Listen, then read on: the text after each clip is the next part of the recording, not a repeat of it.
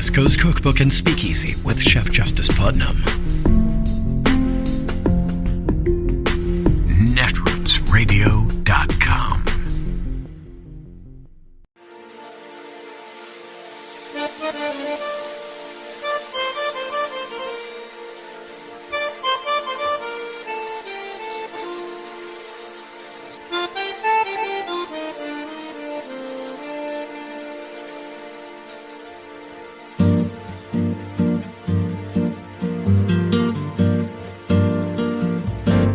Je voudrais du soleil vert, des dentelles et des théières, des photos de bord de mer, dans mon jardin d'hiver. Je voudrais de la lumière, comme en Nouvelle-Angleterre. Je veux changer d'atmosphère, dans mon jardin d'hiver. Ma fleur sous la pluie de novembre, tes mains qui courent, je n'en peux plus de t'attendre. Les années passent, il est loin, là je tombe. Nul ne peut nous entendre. Je voudrais du Fred Astaire, revoir un latte. It was just southeast of San Jose, California. It started at 12:58 a.m. in an unincorporated, sort of semi-rural area not far from Silicon Valley, near the 101 freeway. 12:58 a.m. Somehow, someone, almost certainly more than one person, opened up the heavy metal cover of an underground vault on the side of the road. It wasn't a normal manhole cover like you see in the street everywhere, the kind of thing you might be able to lift up yourself. It was much bigger than that, heavier than that, which is why investigators think it would have likely taken more than one person to open this thing up. But whoever it was, they opened it up, they got inside that underground vault, and when they were in there, they cut the fiber optic cables that ran through it. Then 9 minutes later, they did it again. A different, nearby, underground vault containing fiber optic cables. They pulled open the doors, got in there, and sliced off the fiber. And the consequences of that were immediate. People all over the area instantly lost cell phone service and landline phone service, and 911 call service went down. Police would ultimately have to tell people in the area that if they were having an emergency and they needed to call 911, they should try to do that from a cell phone. If that didn't work, they should try to do it from a landline. If that didn't work, police advised people in the area, you're going to have to drive to the nearest fire station and ask for help in person because we have no other way for you to reach us. 21 minutes after they cut the second set of fiber optic cables, whoever it was started shooting into that electrical power substation with AK-47 style rifles. Investigators say the shooters fired more than 100 bullets into the electrical substation over a period of about 19 minutes. They were firing carefully enough and with enough well-informed deliberation that in that 19-minute period where they were shooting all those dozens of rounds, they were able to knock out 17 different electrical transformers in that substation. Some of them by shooting them directly and some of them by causing them to melt down. Quote, the shooters appear to have aimed at the transformers' oil-filled cooling systems. Riddled with bullet holes, the transformers leaked 52,000 gallons of oil, then overheated. The first bank of them started crashing at 1:45 a.m. So between hitting the oil that was used as a cooling fluid for the transformers and hitting the transformers themselves, with more than 100 rounds of AK-47 rifle fire, 17 transformers were knocked out in that electrical power substation. And with the cutting of the fiber optic cables nearby, cell phone, landline, and 911 service was knocked out. That Northern California attack in 2013, altogether, all those different components of it, it took less than an hour. And by the time the police turned up, the perpetrators were gone. It took 27 days for authorities to make the repairs and get that substation up and running and get that fiber connected again. So again, that took place April 2013 in Northern California. That attack remains unsolved. Nobody ever publicly claimed responsibility. Nobody, as far as we know, was ever arrested. No motive was ever ascribed to whoever carried out that attack. Now, fast forward to this year, February of this year, February 2022. 3 men, one from Ohio, one from Wisconsin, one from Indiana and Texas, pled guilty to a plot to do much the same thing, inspired by white supremacist ideology. Department of Justice press release. 3 men plead guilty to conspiring to provide material support to a plot to attack power grids in the United States. Domestic terrorism plot was in furtherance of white supremacist ideology. And the plea agreement in that case, again, from earlier this year, spells it out. It says in the fall of 2019, 2 young men, one age 20, one age 24, met in an online forum. One suggested to the other that they hatch a plan to take out electrical power substations in various parts of the country, to try to set off civil unrest and to hopefully try to set off a race war in the United States. This is from the plea agreement. Quote, the plan was to attack the substations with powerful rifles that would penetrate the electrical transformers. Members of the group estimated that would cost the government millions of dollars to recover. In addition, the defendants believed that time associated with replacing the substations would cause confusion and unrest for Americans in the region. There were also conversations about how the possibility of the power being out for many months could cause a race war. Additionally, without power across the country, they hoped it could cause the next Great Depression. People wouldn't show up to work, the economy would crash, and there would be a ripe opportunity for potential white leaders to rise up. That plea agreement, unsealed by the government earlier this year, explains how these young men decided they would need to cause a big explosion as a distraction. They wanted to set off some kind of big explosion that would tie up the police and distract police from what they were going to do to the power substations, which is something, again, that they hoped would cause millions of dollars of damage, something that would take months to be able to repair. To set off just the distraction explosion, they admitted to buying bomb components and starting to test explosives to suit that part of their plan. They also obtained multiple so-called ghost guns, guns with no serial numbers, so they couldn't be traced. They built what the government describes as multiple AR-47 style semi-automatic rifles. They built the rifles, they were building more, and they started training with them at firing ranges. When the FBI searched their homes, they found multiple firearms, including firearms with no serial number, multiple silencers, milling tools, weapons modification manuals, explosives production diagrams and manuals, chemicals and components that an FBI lab determined could be used to create an explosive device. Prosecutors said they found, quote, a large amount of Nazi-related material, such as videos, books, and images. Also detailed U.S. power infrastructure information, a list of specific power substations, and, quote, an article regarding the sabotage of a power substation in California. So the California attack on that power substation was in 2013, still unsolved. This year, we get neo-Nazis trying to set off a race war, planning what appears to have been a copycat attack, copying what happened in California.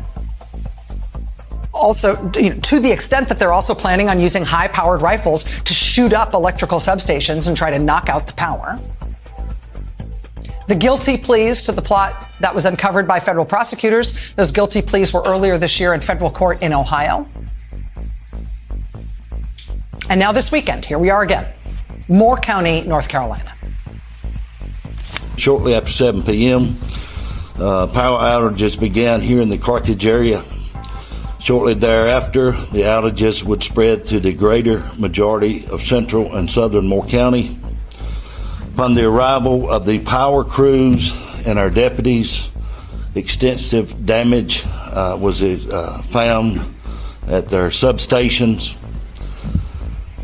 Evidence at the scene indicated that showed that the firearm had been used to disable the equipment. Power out for what they call 45,000 customers customers in this case means 45,000 homes and businesses. Altogether, we're talking about over 100,000 people. Well, it was initially 45,000 customers, 45,000 homes and businesses. It's now down to 33,000 homes and businesses, but that's still tens of thousands of Americans tonight with zero power. Zero.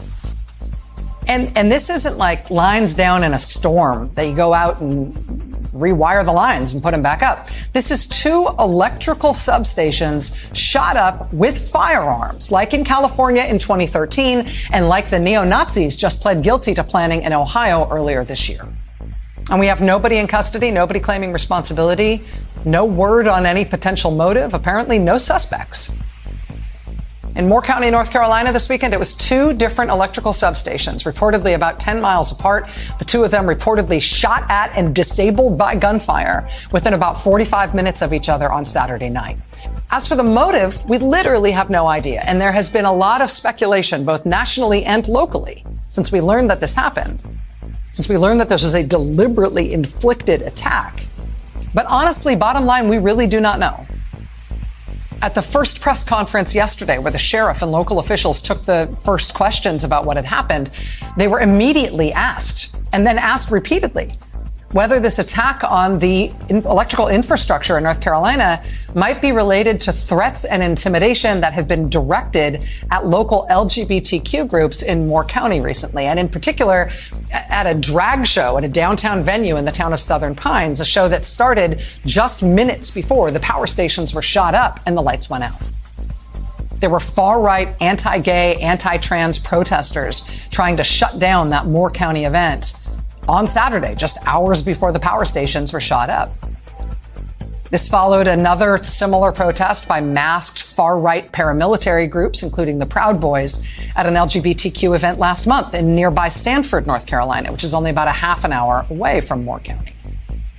Vice News points out today that this was a whole weekend of menacing anti-gay, anti-trans protests in multiple places around the country, including Columbus, Ohio, where honestly it looked like a gun show on the street outside one gay and trans-friendly event with armed Proud Boys flashing white power signs and screaming at people, and a white supremacist group called Patriot Front showing up in formation, White Lives Matter guys doing Hitler salutes, random guys with no apparent affiliation just turning up in full camouflage military-style outfits with assault rifles.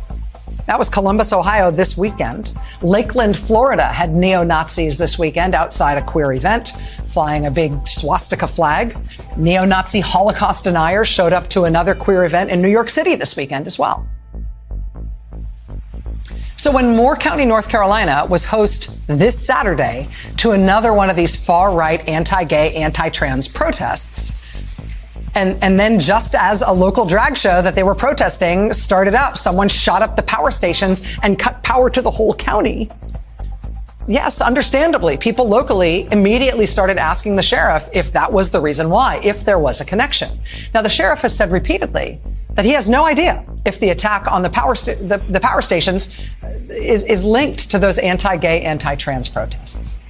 There really is no indication either way.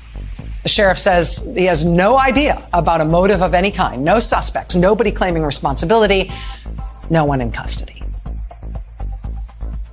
It is Tuesday, the 6th of December of 2022, and you are in West Coast Cookbook and Speakeasy. I am your chef de cuisine, Justice Putnam. Gunner, the English Bulldog, is our snoozing sous chef, and our daily special is Tarrytown Chowder Tuesdays. Did you know that a small scant dash, a mere pinch of hot smoked Hungarian paprika will make all the difference in the world? It always has, and it always will. Alrighty. Just a little tidbit of advice. I just like to give this as a periodic reminder that we do roast the corn for the chowders here at West Coast Cookbook and Speakeasy. And before roasting, we like to soak the whole corn in the husk in a citrus water bath. So, go ahead. Orange juice or lime juice, lemon juice, or a combination thereof is a great way to start. The acid in the citrus begins the cooking process. It starts breaking down the enzymes start breaking down and turning things into sugar, but it also imparts some flavor and some moisture when roasting. And yes, roast the corn in the husk. Okay. And then I, of course, like to take the corn kernels off the cob and use them like throw them in a salad or in chowders. It is lovely. Okay, how are you today? So today is the last day that folks can vote in Georgia for the runoff to determine whether we of the Democratic persuasion can secure 50, well, hopefully we can we'll have 51 on our side is what I'm trying to say. Securing 51 votes on our side, that's another story. Though, so far there have been some Republicans already coming over to, shall we say, our side. And voting with us, which was really unheard of not very long ago. They couldn't do that. Any kind of compromise, their families could be threatened, and I don't know. Maybe everybody's families are under security lockdown, and they feel they can act human again.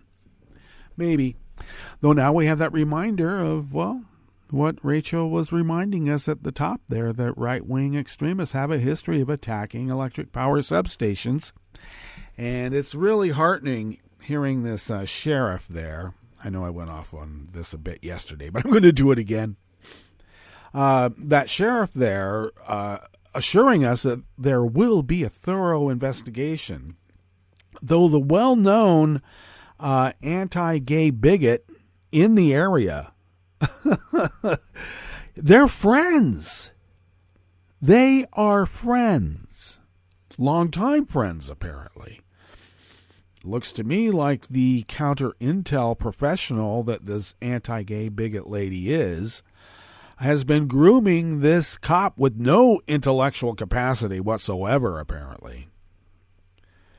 Now, I know that he's acting as his own spokesperson in these pressers and whatnot, but sometimes maybe you ought to get a professional to do your job, because I don't know. He's not really imparting any kind of assurance that this is going to be a thorough investigation, because already they cannot bring themselves to say that this is domestic terrorism, though it has the earmarks. I know, maybe we should just hold back. It could just be some kids who got on the internet and figured out which parts of the substation to obliterate, how to get in, probably how to circumvent security.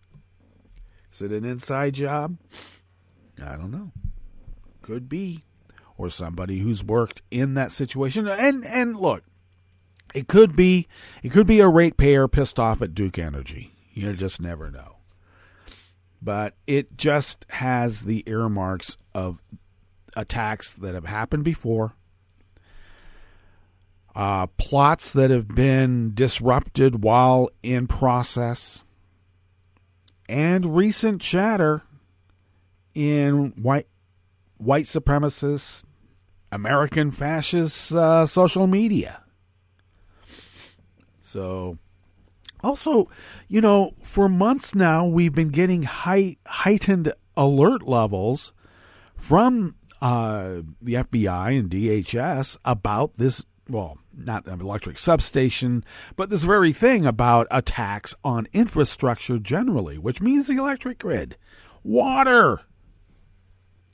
So this particular sheriff doesn't really impart a lot of assurances that I'm going to be enthusiastically behind his findings. I think he needs to be removed from the investigation. The feds need to take over, because whether it's limited to this one county, like the 2013 attack, nobody took responsibility, and they didn't catch anybody. This could be practice.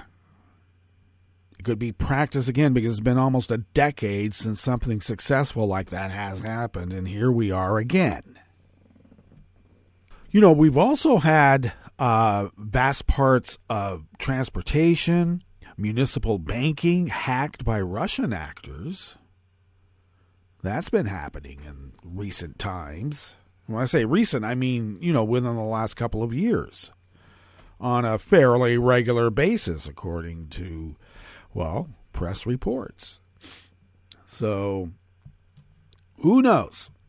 And like I said, it could turn out to be a ratepayer or somebody who has a grievance with Duke Energy that worked there and knows their security apparatus. Who knows? It could be. So you got to keep an open mind. But I just got to say, these cops in that local area have a hard time talking about domestic terrorism, because when you're hugging the local anti-gay bigot who posts the most vile BS and encourages people to perpetrate violence upon the gay community and others, I guess, fellow travelers, like, I don't know, Sane America. It's, it's a-okay. No, there's nothing there. We prayed with her. So, sounds to me like that's a police department that might be, shall we say, in bed with domestic terrorism. Figuratively speaking, please. All right. What do we have in store for you? We might as well get into these. They're fairly long reads, but and when they're not, they are of import. So why don't we give you a rundown on what we have offered for you as we begin West Coast Cookbook and Speakeasy here in the Bistro Cafe. But before I do that, I should remind folks, if you are in Georgia and you haven't voted, get out and vote. And vote for Warnock. Look, we want to elect more and better Democrats. That's our mission statement. So please do. But I'm pretty sure that anybody who's listening to this show who lives in Georgia has already voted. So get out and get on the horn and get people who haven't voted to go vote. Go vote. All right, what do we have in store for you here? A former Republican Miami congressman with deep ties to Marco Rubio, and that's not all, was arrested on charges of money laundering and not registering as a foreign agent. Federal prosecutors told a judge that a life prison sentence would be justified for the leader of a plot to kidnap Michigan Governor Gretchen Whitmer. And California could become the first state to fine big oil companies for price gouging. After the break, we move to the chef's table, where the governor of Germany's state of Lower Saxony said he is quitting Twitter because the site is being used to spread hatred and incitement. And Indonesia's parliament passed a revision of its penal code that criminalizes extramarital sex for citizens and visiting foreigners alike. All that and more on West Coast Cookbook and Speakeasy. Bon appetit.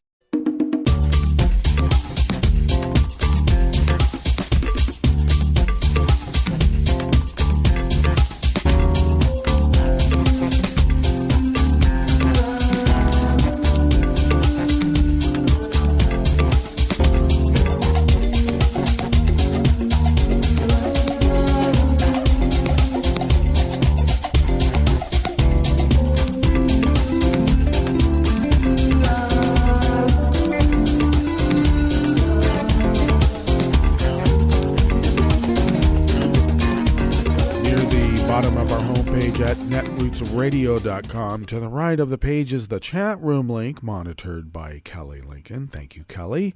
To the left of that chat room link, across the page, near the bottom of our homepage at netrootsradio.com, is the link to our Patreon site. And thank you to those of you who have helped sustain us over these many years. It's been very helpful.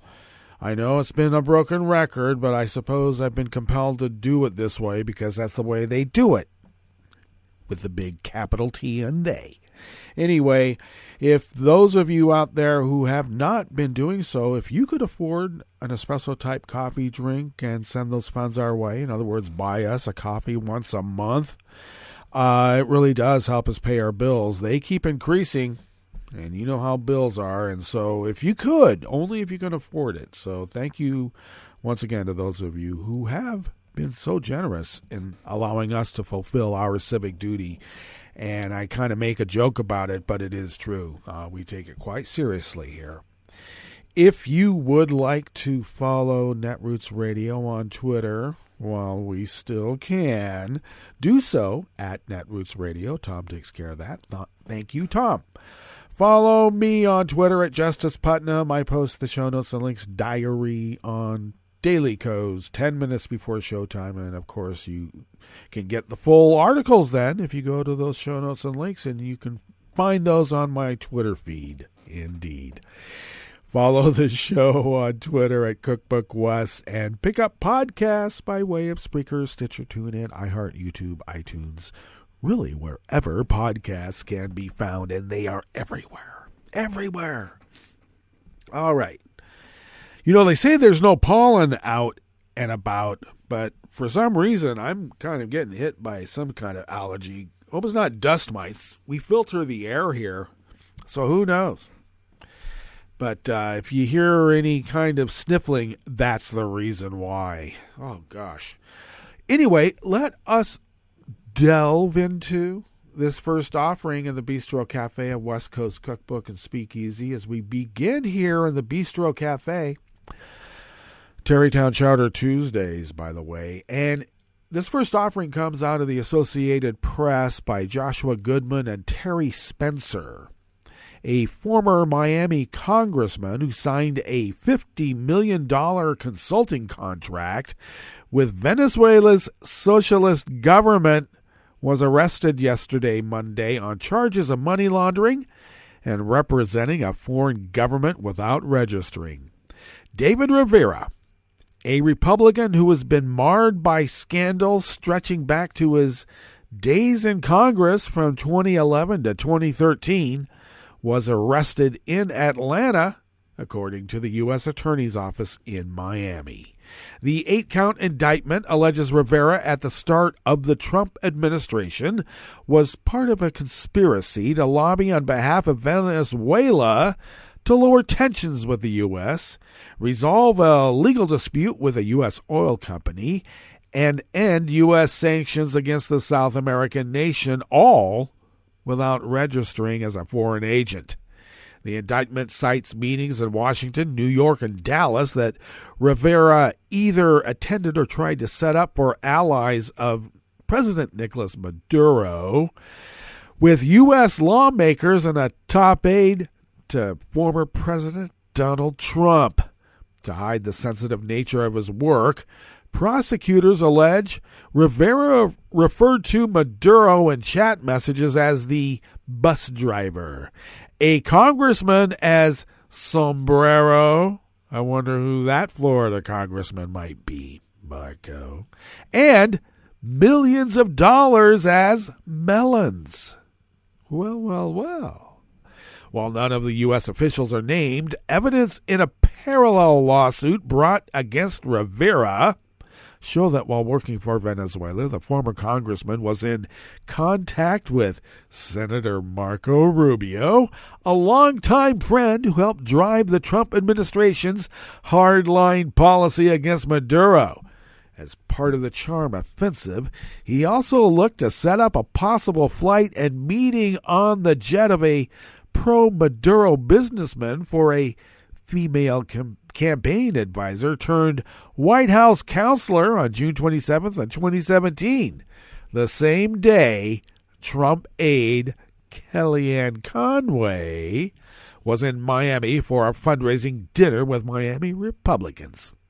He also roped in Representative Pete Sessions of Texas to try to set up a meeting for Venezuela's former minister with executives from Exxon, which was headquartered in Sessions' district at the time. In July of 2017, for example, the indictment alleges Rivera wrote in text messages to the unnamed U.S. Senator ahead of a key meeting at the White House, where he hoped the lawmaker would discuss with Trump a possible deal to end Venezuela's never-ending political conflict. Remember, U.S. should facilitate, not just support, a negotiated solution, he wrote. No vengeance, reconciliation. Rubio and Sessions' offices did not immediately respond to email and phone requests for comment.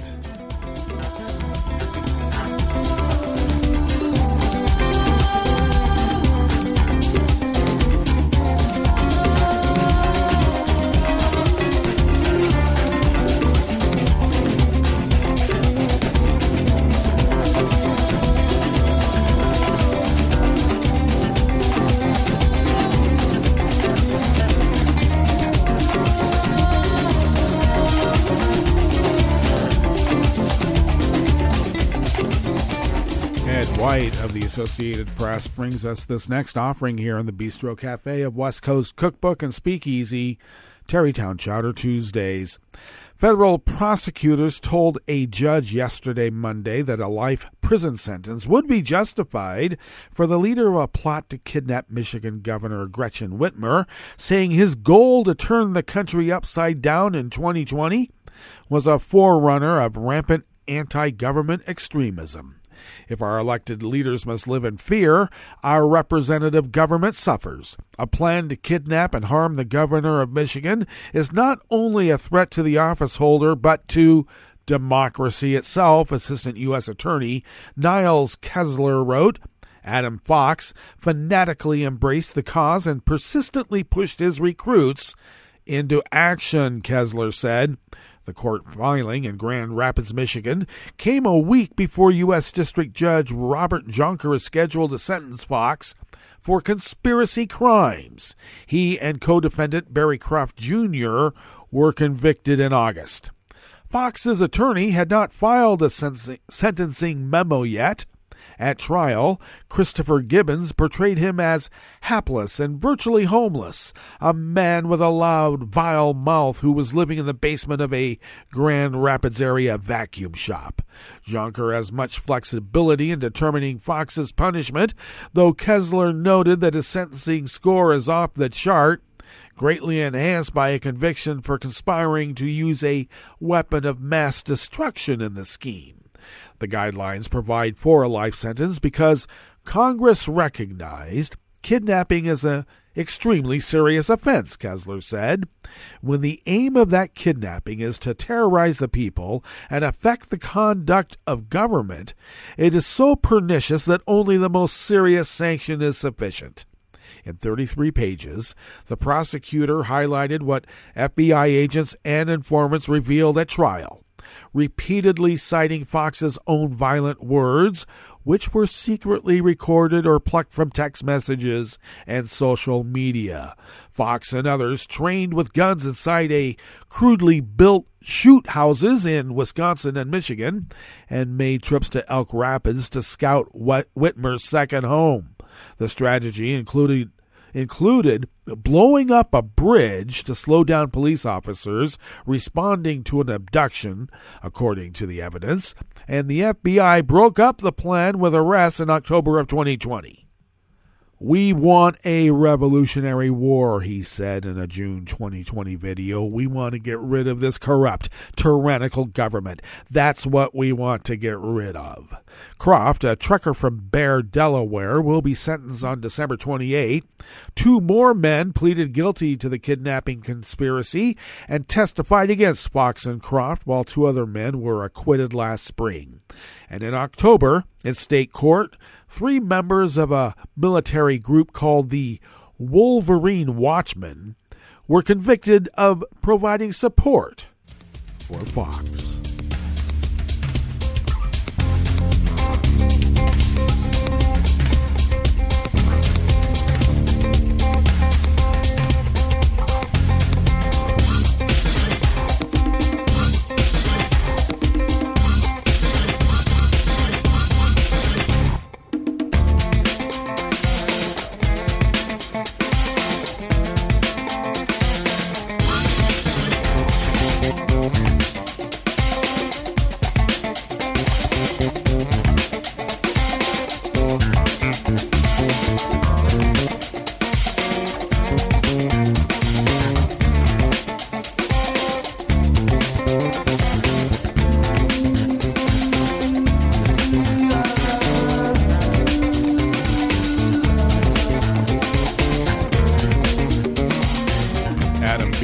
Sophie Austin of the Associated Press brings us this final offering here in the Bistro Cafe of West Coast Cookbook and Speakeasy.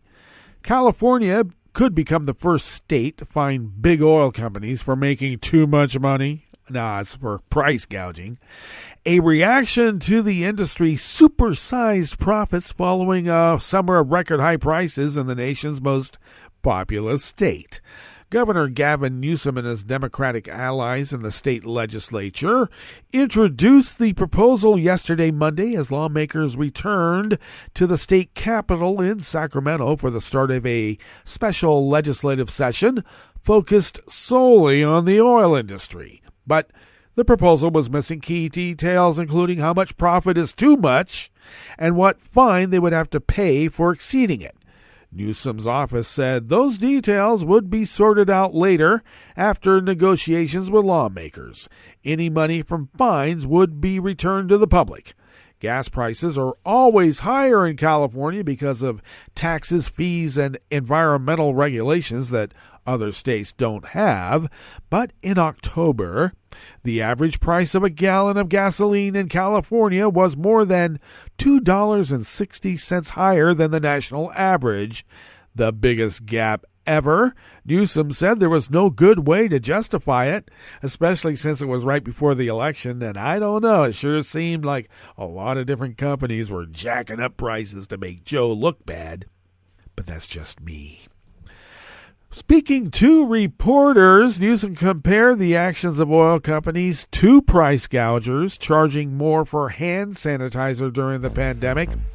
He said the goal of the penalty is to prevent gas prices from shooting up similarly in the future, calling it a proactive effort in order to change behavior. Wow, that's like a syntax, isn't it? Sure sounds like it. All right, let us get to our break, and that's where we can sin, all right? And when we get back from sinning, when we get back from that break, we will go through weather from around the world and finish up with the stories that we have curated for you today. You are listening to West Coast Cookbook and Speakeasy, and we will be right back. You are listening to netrootsradio.com. Please hang up and try again.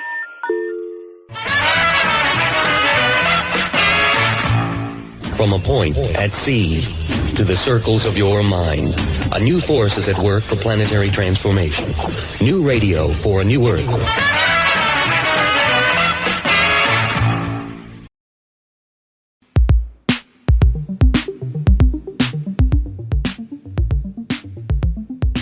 This is Scientific American 60-Second Science. I'm Pakina Maimer.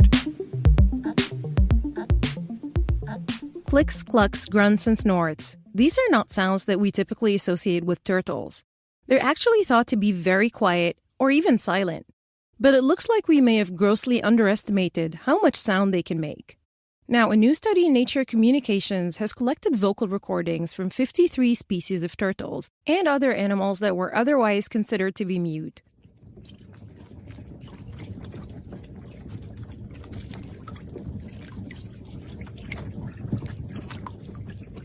Those clicks you've just heard were calls made by baby giant Amazon River turtles swimming together and vocalizing. A group of evolutionary biologists and other scientists in 5 different countries pored over these recordings and combined them with vocal repertoires of about 1,800 animal species from other studies. They were able to piece together evidence that the last common ancestor of all lungfish and tetrapods started vocalizing more than 400 million years ago. And just in case you're not familiar, tetrapods are 4-limbed vertebrates that include amphibians, mammals, birds, and reptiles. That's at least 100 million years earlier than previous studies had suggested. The new revelations amount to a rewriting of the acoustic history of animals with backbones. I did field work in the Brazilian Amazon with a researcher that published one of these first papers showing that turtles can communicate acoustically, and that inspired me. So I went back home and I got a piece of equipment and I started recording my own pets. And I discovered that they were producing sounds as well. And the species I had were not known to produce sounds. So I started thinking maybe they all do. And I went out there and I recorded as many as I could. That was Gabriel Jorgovich-Cohen, a researcher at the University of Zurich and study co-author. By the way, the pets he's talking about are giant Amazon river turtles, more commonly known in the U.S. as red-eared slider turtles. This is the only known species to have post-hatch parental care among all turtles, which is pretty amazing. And they discovered this by recording the sounds of the animal. Not only this species, but also sea turtles, for example, when they are in the nest, the hatchlings start vocalizing from within the egg to synchronize hatch. And also when they come out all together, they individually have less chance of being eaten by another animal. And in the case of the Amazon river turtle, when they go to the water, the females are waiting for them and they are also vocalizing, and they find each other and then they migrate together up the river to the forest. A previous study published in 2020 by researchers at the University of Arizona concluded that only 2 of 14 families of turtles vocalized. It also stated that acoustic communication evolved independently in most major tetrapod groups, with origins in the range of 100 million to 200 million years ago. But now we know that's not the case. I was very surprised, happily surprised, when I found so many different types of sounds. I kept recording more and more animals, and every animal I recorded made sounds. I had no negative results whatsoever, and that was surprising by itself. Jorgovich-Cohen recorded hundreds of hours worth of footage over 2 years, not just of turtles, but also of lungfish, tuataras, and other creatures. Animals typically produce sounds for many reasons: to define territory, to attract a mate, or to communicate with their young ones. It's a useful skill. Actually, I found that for many turtle species. So there are sounds that are only made by males. There are some that are only made by females, and some only by juveniles. And some that males will only make when they are in front of a female. If there is one animal from this study that I would have sworn is 100% mute, it's the Sicilian. For those who are not familiar, let me paint a little picture. Sicilians are slippery, slimy, and slithery little things. They burrow, and they look like earthworms or even snakes. But they're neither. They're in fact amphibians. They have a backbone and a skull, jaws and all, but no limbs. And like many tetrapods, they emit sounds through their respiratory tract, just like their common ancestor. It's actually not very easy to come across one. The Sicilian was a special one because I definitely expected it not to make any sounds. And it's not only that it does, but it makes very strange and very loud sounds. Not to be crass, but that sounds a bit like a fart. I find it funny. And when I heard it for the first time, I started laughing. And I sent it to my friends that did field work with me, and they also started laughing. And they said, I cannot believe you. You made the sound with your mouth and you're sending me the file. It's like, no, I swear. The study, Common Evolutionary Origins of Acoustic Communication in Choanate Vertebrates, is less focused on the function of these sounds and more on the evolution of acoustic signals. But in future studies, the researchers plan to dig deeper by analyzing the sounds further in an attempt to understand what they mean. We tried to also make footage of these animals while we were recording the sounds, so we could try to correlate any type of behavior to the sounds that they were making and try to understand how they use the sounds or what ideas they convey. Sometimes Jorgovich-Cohen and his colleagues would find more than 30 different sounds in a single species repertoire. It seems that the more socialized the animal is, the more vocally diverse it is, he says. But further studies are needed to confirm this. Hopefully this is the beginning of a new field of study. So people are going to go out there and try to record more of these animals and get to new conclusions and new discoveries. But it would be really cool if we could, for example, do playback experiments and try to understand if they reply to the sounds we make. And then we can start understanding what the sounds mean and how they are used. Thank you for listening. For Scientific American's 60-Second Science, I'm Paquina Maimer.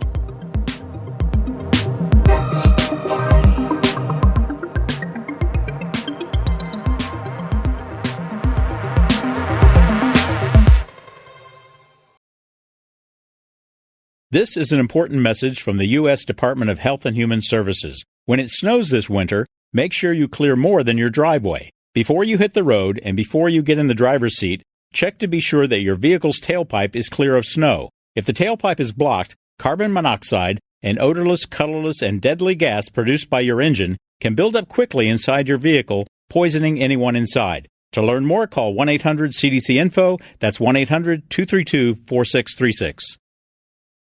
Hi, it's Tom. Could we humbly suggest your donation to netrootsradio.com? All we've got to run this 24-hour powerhouse of progressive resistance radio is what comes out of our own wallets. And you are our biggest donor. It doesn't take much, $3, $5. Just go to the bottom of our netrootsradio.com page and hit our secure donate button.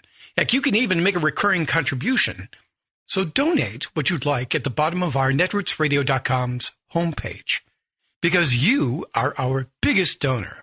netrootsradio.com. Together, we are Resistance Radio.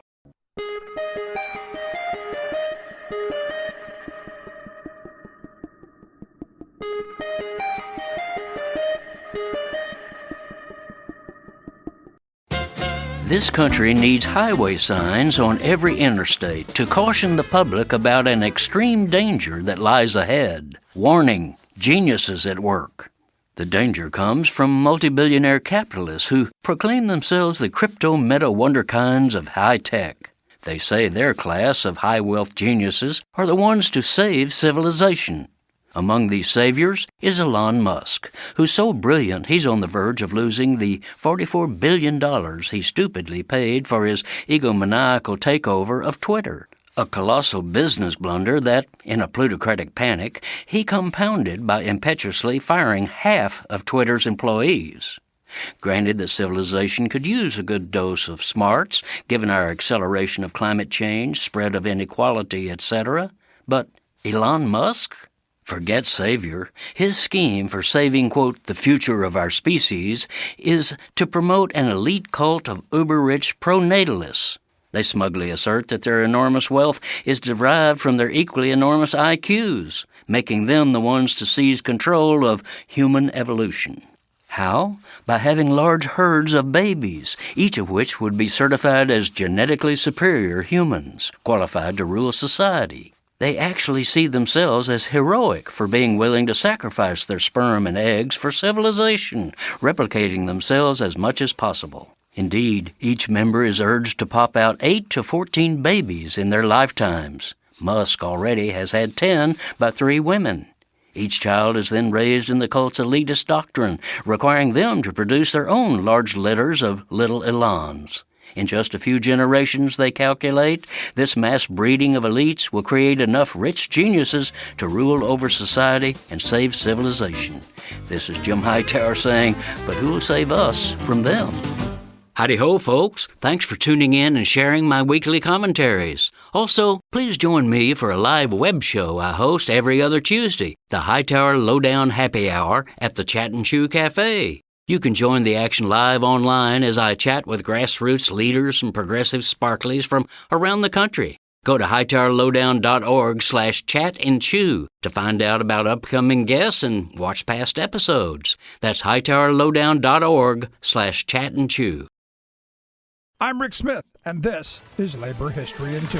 On this day in labor history, the year was 1897. London became the world's first city to license motorized taxi cabs. More than a century later, cab service has seen many changes. Today's taxi drivers are an important sector of workers trying to win union recognition. The National Taxi Workers Alliance, organized in 2014 in New York City. It is affiliated with the AFL-CIO. Traditionally, each taxi cab driver in the U.S. has been classified as an independent contractor. This means that a taxi driver union could not appeal to the National Labor Relations Board for recognition of its right to represent workers. But this didn't stop the determined taxi cab drivers.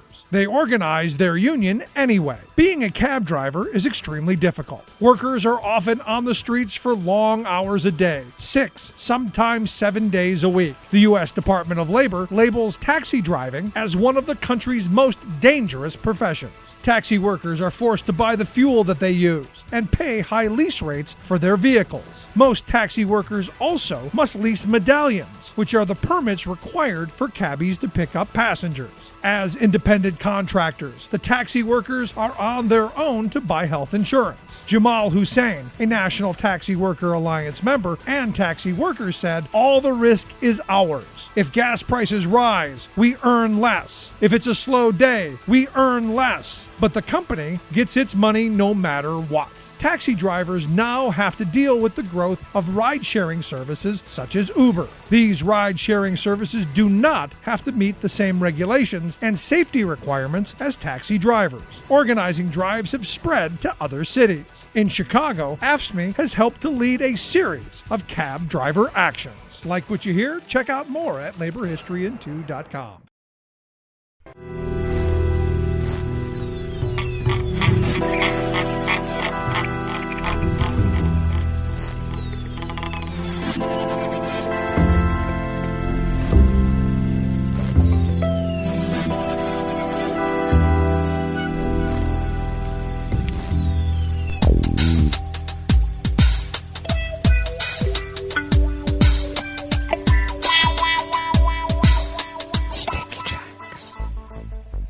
Thank you for accompanying us here to the chef's table at West Coast Cookbook and Speakeasy, Tarrytown Chowder Tuesdays.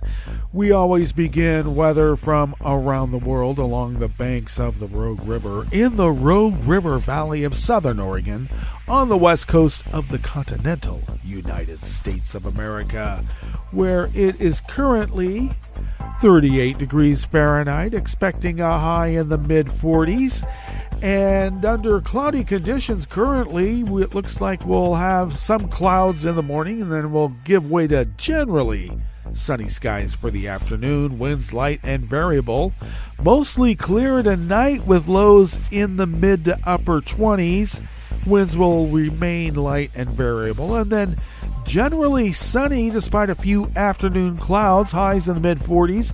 Winds light and variable, but those few afternoon clouds will build up into rain tomorrow night. Let's look forward to that. The pollen situation outside the window here in Rogue River is rated as none, but I don't believe it. The air quality index for the region is in the good range at 26 parts per million, and the daytime UV index is low at level 2. Barometric pressure is holding steady at 30.16 inches. Visibility is at 8 miles, and relative humidity is at 96%.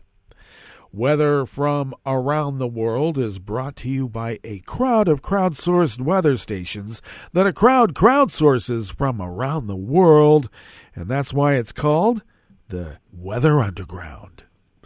Looks like London is 44 degrees and mostly cloudy. Paris is 41 and cloudy. Rome is 61 degrees and fair. Kyiv is 22 and clear. Kabul is 40 degrees and clear. Hong Kong is 60 degrees and partly cloudy. Tokyo is 43 and clear.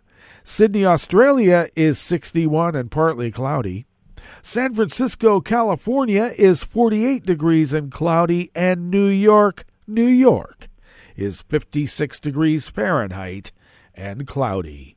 And that is weather from around the world, brought to you by a crowd of crowdsourced weather stations that a crowd crowdsources from around the world.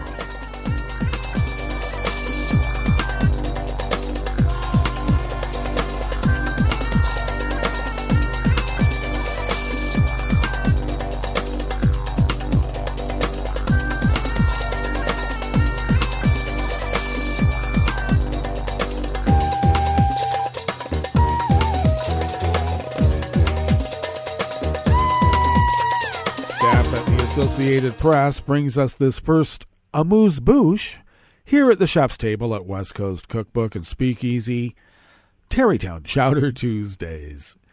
The governor of Germany's state of Lower Saxony said he is quitting Twitter because the site is increasingly being used to spread hatred and incitement.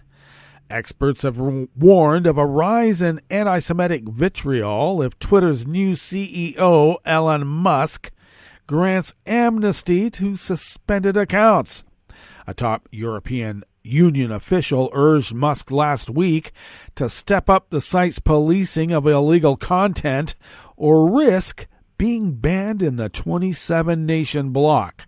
While some ordinary users have already quit Twitter, officials have hesitated to do so because the site plays a prominent role in the political conversation in many countries.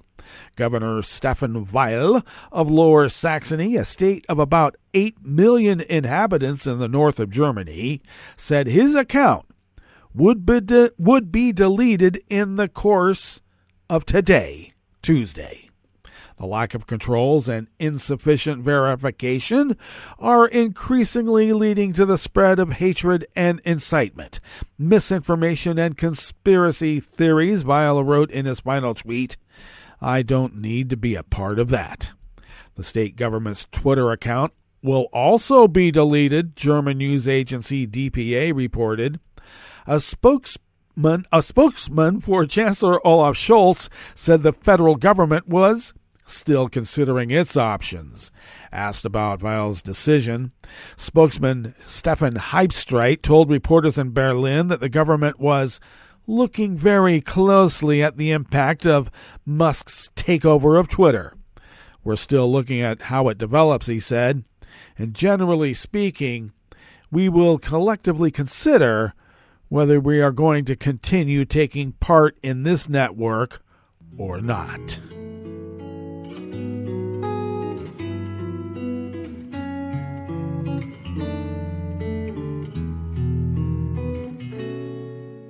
Je te donne ce mon amour pour la vie entière, la promesse de me trouver à tes genoux.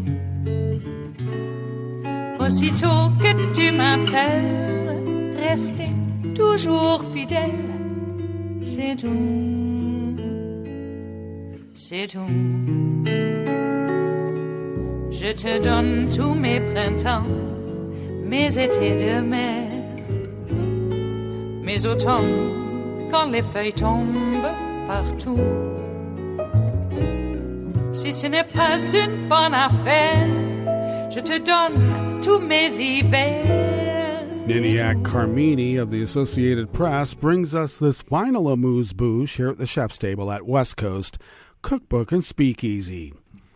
Indonesia's parliament unanimously passed a long-awaited revision of the country's penal code that criminalizes sex outside of marriage for citizens as well as foreigners, prohibits promotion of contraception, and bans defamation of the president and state institutions. The amended code also expands an existing blasphemy law and maintains a 5-year prison term for deviations from the central tenets of Indonesia's 6 recognized religions: Islam, Protestantism, Catholicism, Hinduism, Buddhism, and Confucianism.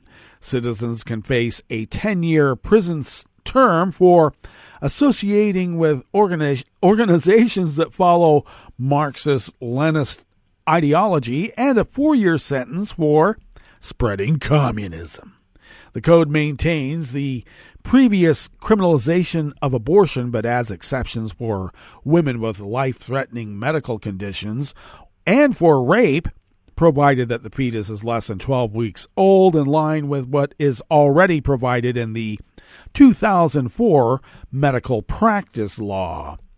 Rights groups criticize some of the revisions as overly broad or vague, do you think, and warned that adding them to the code could penalize normal activities and threaten freedom of expression and privacy rights. However, some advocates hail the passage as a victory for the country's LGBTQ community. During fierce deliberation, lawmakers eventually agreed to remove an article proposed by Islamic groups who would have made gay sex illegal. President Joko Widodo is widely expected to sign the revised code in light of its extended approval process in Parliament, but the law is likely to gradually take effect over a period of up to 3 years. Well, that puts a whole new spin on the year of living dangerously. And that brings us to the end of our broadcast period for the day, but you do know Netroots Radio broadcasts on, and we will meet up here tomorrow for Smothered Benedict Wednesdays. So do stay tuned to Netroots Radio all day and all night for all the breaking news as it breaks. And we will meet up here tomorrow, right here, in West Coast Cookbook and Speakeasy. Bon appetit.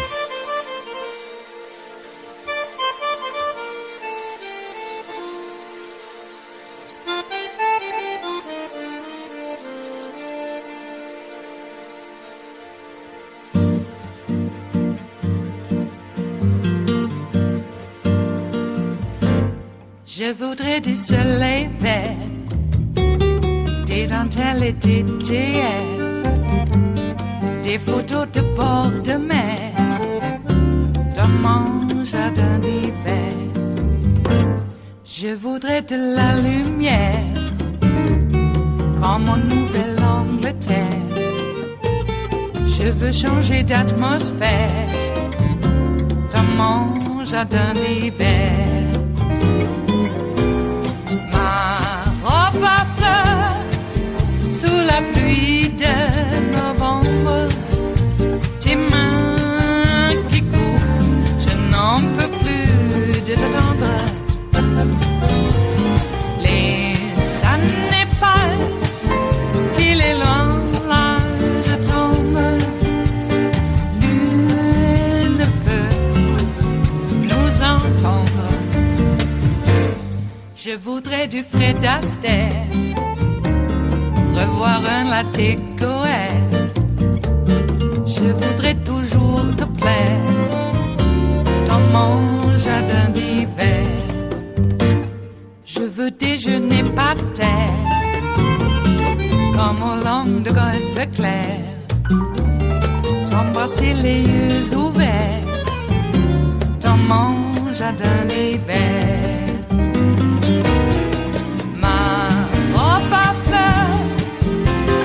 Pluie de novembre, tes mains qui courent, je n'en peux plus de t'attendre.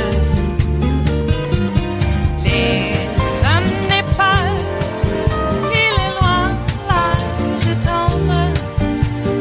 Nul ne peut nous entendre. Ba-da-da-dum-di-da-dum. Ba-da-da-dum-di-da-dum. Ba-da-da-dum-di-da-dum. Dans mon jardin d'hiver. Ba-da-da-dum-di-da-dum. Ba-da-da-dum-di-da-dum. Ba-da-da-dum-di-da-dum. Dans mon jardin d'hiver. Dans mon jardin d'hiver.